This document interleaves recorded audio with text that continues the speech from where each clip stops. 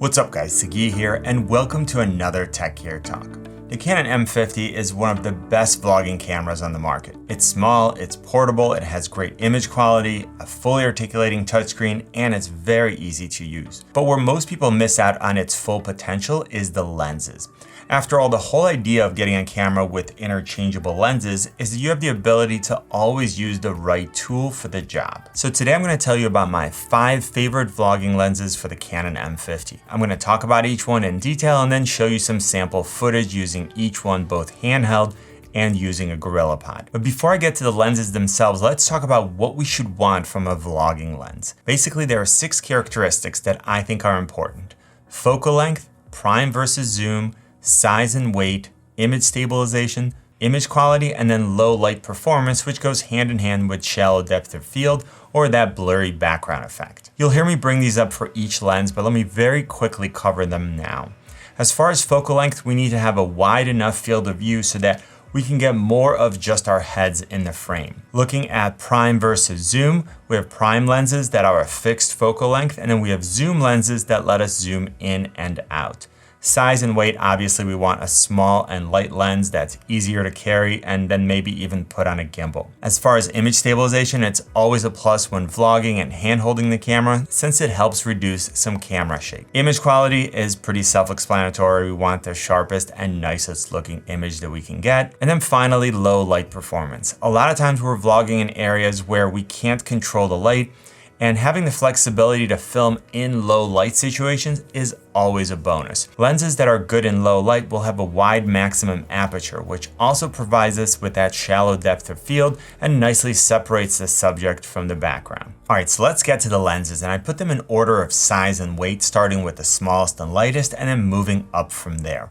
The first lens I want to bring up is the Canon 22mm f2, which, as I mentioned, is the smallest and lightest lens in this video. I absolutely love this setup with the M50 because it's so compact. It's 2.4 inches or 6.1 centimeters in diameter by 0.9 inch or 2.29 centimeters in length, and it only weighs 3.7 ounces or 105 grams. So it's literally less than an inch thick. It's a prime lens, meaning that it can't zoom in, so we're at a fixed focal length of 22 millimeters, which gives us a full frame equivalent field of view of 35 millimeters, has an aperture range of f2 to f22. What's great here is that at that f2, because it's such a wide aperture, we're getting some great separation from the background. Let's take a look at some sample footage of just holding the camera at arm's length. That'll give you a good idea of the framing that you're going to get. This lens has a minimum focus distance of 5.9 inches or 15 centimeters. So while we're getting a wide angle of view, when we want to get some B-roll, we're still able to get pretty close to our subject. Again, I want to emphasize just how small and compact this lens is. You'll really appreciate this when you're holding this camera for a long period of time with a small tripod. This lens doesn't offer image stabilization, so you'll need to be more careful when you're moving the camera, but it's a perfect lens if you want to put the M50 on a small gimbal like the Zhiyun M2. I did a detailed review of this gimbal in case you're interested in learning more about it and why I use it more often than any other gimbal. So I'll link to that video up in the corner and in the description. Now, in addition to this being a great vlogging lens, it's also an awesome lens for travel or street photography, again, because of its small form factor. And right now this lens sells for $249. Next, I want to move on to a lens that I recommend most people start out with, the 15-45, which is also known as the kit lens. It's a standard zoom lens with a 24 to 72 millimeter full frame equivalent field of view, which gives us a really nice range to work with. For vlogging, you're able to open it up all the way to 15 millimeters, which of course is wider than the 22 millimeter f2. And that means you can get more of yourself in the frame when you're hand holding the camera. It also makes it more comfortable to use because you don't have to have your arms stretched out all the way. And because it's a zoom lens, you're also able to zoom in and out when you're trying to get different types of shots for your vlogs. You're less likely to have to change lenses because this one lens can give you so many different looks. For handheld vlogging, the 15-45 does have image stabilization, so it's a better option if you're going to be hand holding the camera and moving around. At the same time, it still works really well on small gimbals like the Zhiyun M2, and that will give you even more stable results. Now, one of the limitations of essentially every kit lens is low light performance, and that's because of the variable maximum aperture. meaning that when you use this lens at 15 millimeters, you can open the aperture all the way up to 3.5. But when you zoom to 45, our maximum aperture is 6.3. Now, a larger f-stop means a smaller opening in the lens, which lets in less light. A smaller f-stop number means that the opening in the lens is bigger, which lets in more light and helps us get that blurry background or shallow depth of field that we all like. The 15 to 45 is 2.4 inches or 60.9 millimeters in diameter by 1.75 inches or 44.5 millimeters in length, and it weighs in at 4.6 ounces or 130 grams. So it's still very small, light, and super portable. As far as the price on its own, this lens sells for $299, but you can usually get it for just $20 more with the body if you buy them together as a kit, at least in the US. The next vlogging lens that I want to discuss is the Canon 11-22 f4 to 5.6 IS. This is a great option for when you need an even wider angle of view than the kit lens. So if you have shorter arms and you find that even at 15 millimeters you can't get enough of you in the frame, or if you just like a wider angle of view so you can show more of the surroundings, this is the lens you're going to want. Instead of 15 millimeters, we can now zoom all the way out to 11 millimeters, which captures even more of the scene. This is going to be the second widest lens that we're going to look at today, and you can easily handhold this lens when vlogging and not have to worry about your head getting cut off. The 11-22 gives us approximately an 18 to 35 millimeter full frame equivalent field of view, and it does come with optical image stabilization. Just like with the kit lens, we're getting a variable maximum aperture, so we can only open up to f4 when we're zoomed out to 11, and as we zoom in, the aperture closes to f5.6 as soon as we get to 19 millimeters. So again, just like with the kit lens, we'll need to make sure that we have enough light, and we can always bump up our ISO if we need help getting the proper exposure. The lens is larger than the kit lens, so we're looking at 2.4 inches or 60.9 millimeters in diameter, 2.29 inches or 58.2 millimeters in length. It weighs in at 7.76 ounces or 220 grams. For $399, this lens gives you the second widest angle of view on this list, and you'll see that it's significantly smaller than the other option. Now, before I move on, if you like what you've seen so far and feel like you've gotten value from this video, let me know by giving it a thumbs up. It helps the video and the channel, and it lets me know what kind of content you like so that I can make more of it. And if this is your first time here, hit the subscribe and notification buttons so you can stay up to date on all the latest gear and tutorials. Next, I want to move on to not just another one of my favorite vlogging lenses, but one of my favorite lenses, period, the Sigma 16mm f1.4. I use it with my M50, my M6 Mark II, and I also use the E-mount version with Sony APS-C mirrorless bodies like the A61, 64, and 6600. It's one of 3 fantastic EFM lenses from Sigma, and if you want a more detailed review about all 3 lenses, I'll link to my dedicated review up in the corner and in the description. As you can see, we continue to move up in size and weight. This lens is 2.84 inches or 72.2 millimeters in diameter by 3.63 or 92.3 millimeters in length, and it weighs in at 14.29 ounces or 405 grams. So you're definitely going to notice a difference when comparing these with the smaller lenses on this list. I mean, even just holding it here and talking, I definitely noticed that it's a much heavier setup. I do have to say that this lens has a completely different feel to it. It's much more solid, and it just has an overall more premium feel. The image quality is absolutely spectacular, and we're getting a super wide aperture at f1.4. I love how shallow the depth of field is, and the type of separation from the background that this lens creates will give your vlogs that ultra high-end, cinematic, and almost dreamy look. We're getting a 25.6 millimeter full frame equivalent field of view, so it's not as wide as the 11-22, but essentially identical to the wide end of the kit lens. However, there's no comparison when it comes to low light performance, where this lens is the best option on this list. If you're going to be filming a lot in low light, if you're out at night, or just regularly in areas where there isn't enough light, you'll definitely appreciate having the extra stops of light that this lens offers. Like the 22mm, it's a prime lens, so you can't zoom in and out, but if you're okay with a larger size and the added weight, this lens is fantastic. This is also probably my favorite street and urban exploration lens. I love how much of the scene I'm able to capture, and I've even used it for environmental portraits. Even though it's on the larger end, I can still get it to balance on the Zhiyun M2 and get outstanding stable footage. This is a big bonus as again, we're not getting image stabilization on this lens. But when I added a variable ND filter, which I try to use whenever I'm outside, it does get a little dicey and I do need to use a larger gimbal. And speaking of variable ND filters, it's definitely something that you're gonna wanna consider when you're using lenses with a wide aperture. You're gonna run into situations, especially when you're outside, where too much light is coming into the camera and you can't get a proper exposure because it's just too bright.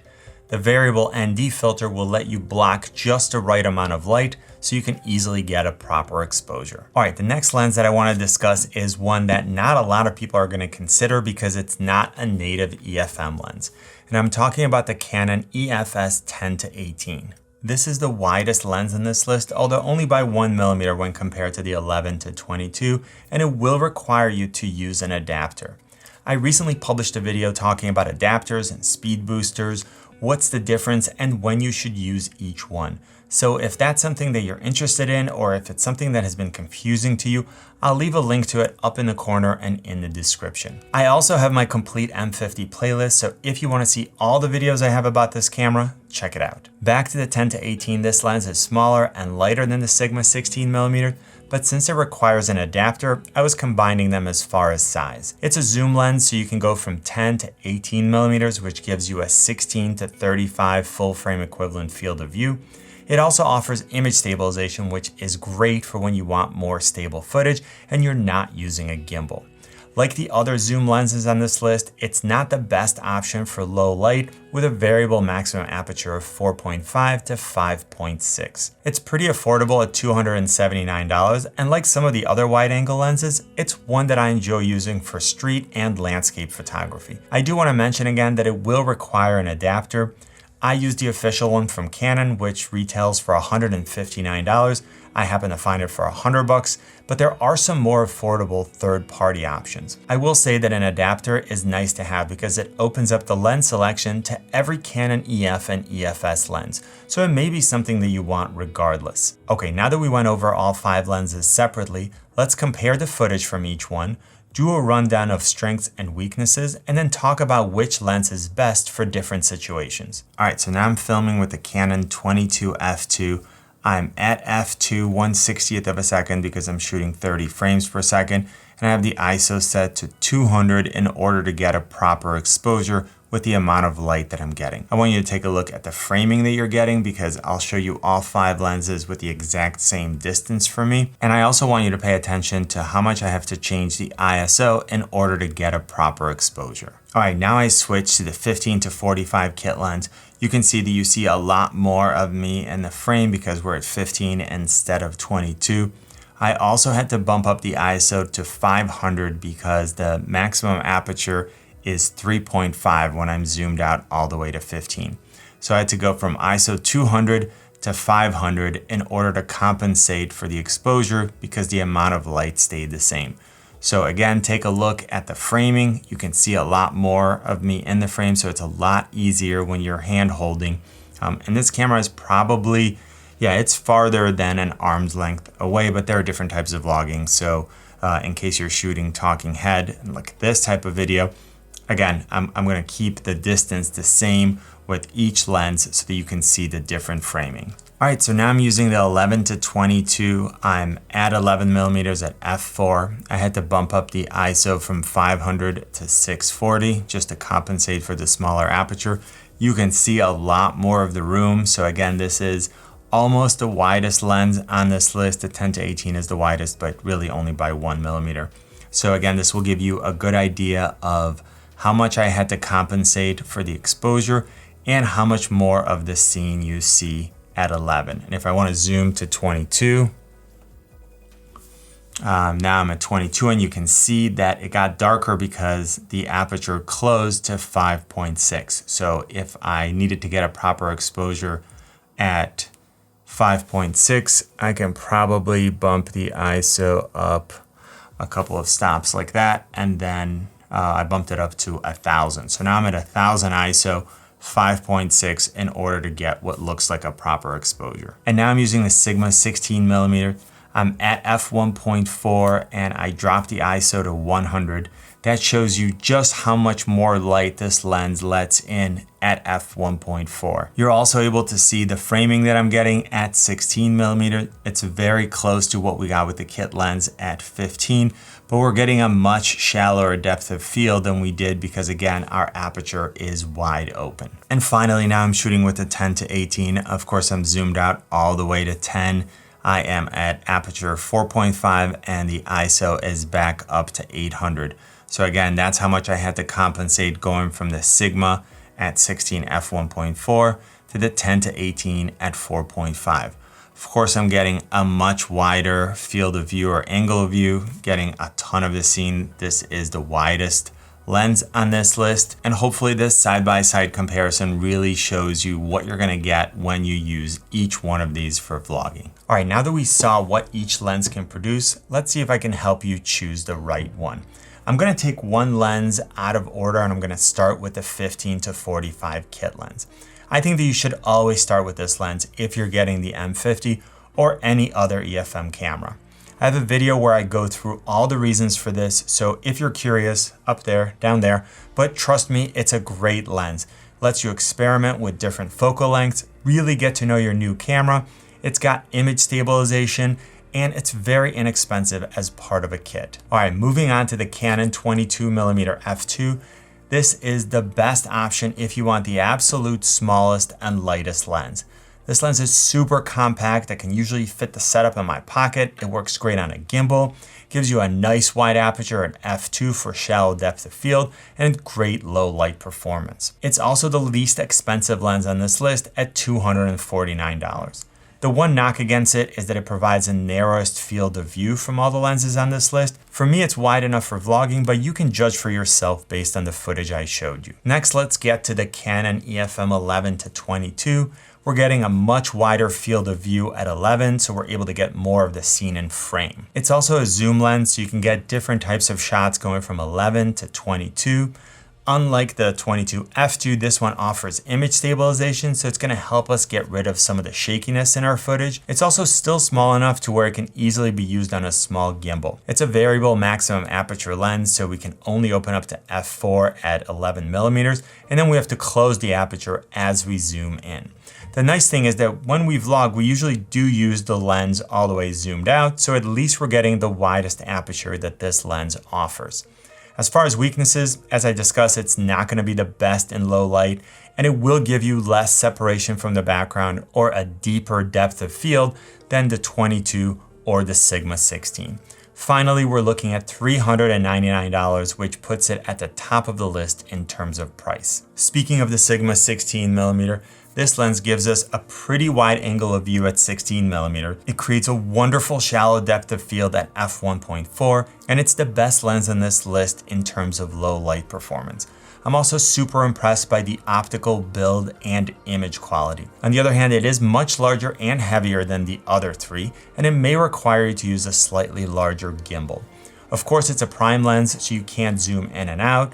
We're also not getting image stabilization in this lens, and it's at the top of the list in terms of price at $399. Finally, we've got the Canon EFS 10 to 18. It's the widest lens on this list. It's a zoom lens, so we can get different looks without having to switch out lenses. It requires an adapter, which does add to the size, weight, and unless you already own one, it adds to the cost. Like I mentioned, you may want one regardless, but to keep things fair, I'm gonna add it to the cost of the lens, which brings you to $399 if you buy the official Canon adapter at retail. Now I wanna turn things back to you with a couple of questions, but first, I'll put links in the description to where you can buy the M50 as well as all the lenses and accessories that I mentioned in this video. And if you end up buying anything at all using those links, you help support my channel for free and you help me create more content for you, so thank you in advance. You may have also noticed that I have a microphone mounted on the M50. This is the new Deity D4 Duo, and you will see some content with it on my channel soon. All right, so back to my questions. Which one of these lenses did you like best and why? Also, let me know if you already own one or a few of them and how they work out for you.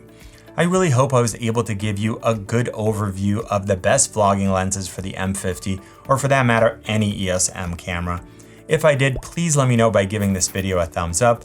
Tweet it, share it, and if you haven't yet, join the community by hitting the subscribe and notification buttons. You can always find me on Instagram, Twitter, and Facebook at Tech Gear Talk. You know what I always say, buy it nice or buy it twice. Good luck and see you soon.